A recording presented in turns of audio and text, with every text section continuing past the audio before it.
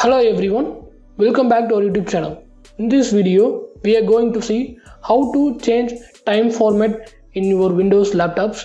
Now you can able to see my time format is in 12-hour format. Now we are going to change for 24-hour format. For this, just click on Start button and go to Settings.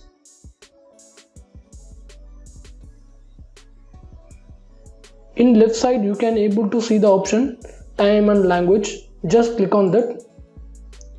In right side click on language and region.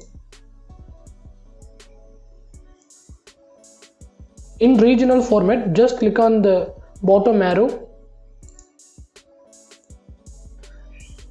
and just click the change format option. In short time just click on just 940.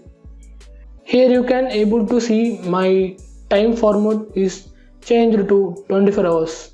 If you need to change the time format for 12 hour means just click on that and select that AM option. Here my time is again changed to 12-hour format. I hope this video is very useful for you. Please do like, share, comment and subscribe. See you on next video. Bye bye. Take care.